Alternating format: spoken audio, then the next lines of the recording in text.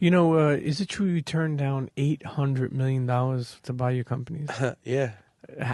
Did you hold on one second? Because I got to think about this for a second. How the fuck did you just say no, or you said let me think about it and get back? Because how do you make a decision to say no? Yeah, I mean, look, it still fucks with me. I mean, I had to think about it for a while, but I'll give you guys some game because this is such a good interview. I never really talk about business like this, but I want people out there to be motivated, and I want people out there to know that like the first deal is not the best deal. I cannot wait to write my book about it. I want to write a book. You should. I'm gonna write a book called The Best Deal. And so, all right, I get offered $800 million for cookies in general, the whole thing, but a lot of it's stock from a Canadian LP, a private Canadian company that's on the stock market. I looked at it like this. If the first deal I got was $800 million and it's mostly stock, and the stock game could be like great and then drop, and everyone's going public right now, what would happen if I turned it down? That dead air makes me pretty much a boss to do that. So instead of taking $800 million, I took $10 million in cash for 10% of my company as a friends and family round to invest into infrastructure. And the next round we're evaluated at $400 million, and I'll probably take a small investment at that. I'm gonna build it up. And while everyone else is getting bought out right now with Canadian stock, they may win, but I'm in it to get cashed out for real, because I don't want some stock. I don't want to have to learn how to sell stock or wait and play that game. I want one of the big alcohol companies when it's time to come cash me the fuck out. As they should. I want Heineken to come cash me out. I want Southern Wine to come cash me out. I want them to come with that check because they got it. Constellation just put $400 million into Canopy up there in Canada. They put a check. Well, they could have came and bought me for No, I'm sorry. I'm high as fuck. $4 billion. Canopy just got $4 billion. We're talking about a publicly traded company in Canada that doesn't have the most revenue. I think the revenue was negative a lot or whatever it was. They don't have hella money. They just have the brands. So I'm building a house of brands. It's going to be like Facebook. And when they come, they're going to have to buy us. And I would much rather a Constellation come give me $4 billion. I'll look at that $800 million like, thank God I didn't do it. Or maybe I won't. But that's the risk I was willing to take. My ducks, my swans, welcome to the pond. My name is Dorian from group82pieces.com, and today y'all just watched the clip. Y'all saw it.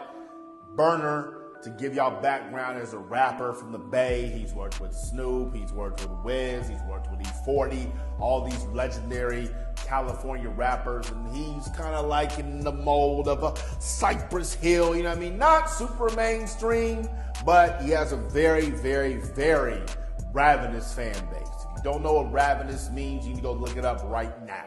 Very ravenous fan base. They are locked into what he has to say. They are locked in what he's doing. So what he did is he built a brand called Cookies.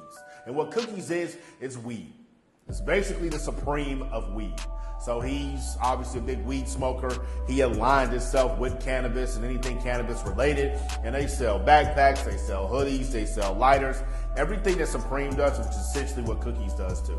And when you can get and cut through that niche market, right, where you can get inside that hype beast mentality, it can be very lucrative. It's very difficult to get to that point, but he's done that. And because of that, he got offered $800 million. I know some of y'all are like, why the fuck did he not take that? And when I saw the clip, I thought the exact same thing. But once I started listening to him talk, I was like, I get it. So this is why he didn't take the $800 million. $800 million. That's a lot of money. But when you're getting $800 million in stock, that's not like getting $800 million in cash. If you're getting $800 million in cash, it's like your job deposit $800 million in your account. You would take that right now. But when you're getting $800 million in stock, that $800 million is tied to the success of the company that you're getting the stock from. For example, Mark Cuban, one of the most popular entrepreneurs in the world. He's on Shark Tank. He's the owner of the Dallas Mavericks. He's an Indiana University alum. Shout out IU. And Mark Cuban has been a billionaire for about 20, 30 years now. And the way he became a billionaire is because he took his company, Broadcast.com, which was the first live streaming company ever, and he sold it to Yahoo for like $5 billion in stock. So at that time, Mark and his partner, Todd Wagner, became billionaires, $2.5 billion each, when Yahoo stock price was as high as it was. Yahoo has went to shit over the past 25 years.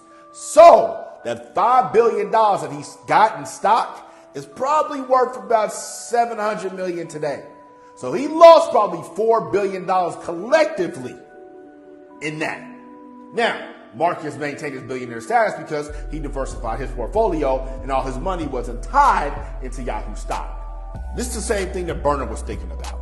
That $800 million he got offered was almost all stock. He didn't say what company it was from, but obviously he wasn't that keen on making sure that his financial success was tied to the hands of somebody else.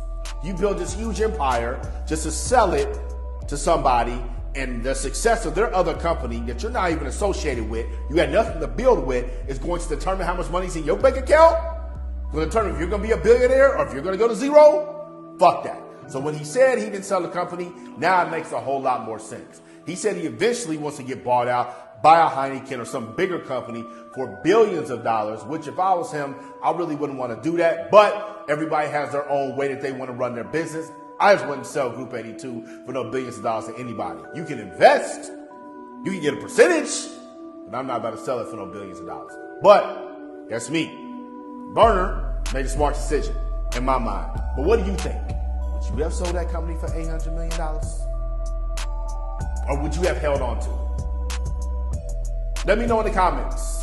If y'all like this video, make sure if you're on YouTube, you subscribe. You're on IGTV, turn on the notifications right now. Go visit our website, group82music.com. I'm out the pod. Y'all stay true. About that. Always focus on my futures while you never see me look back. Late nights, early mornings, all the real ones fear that.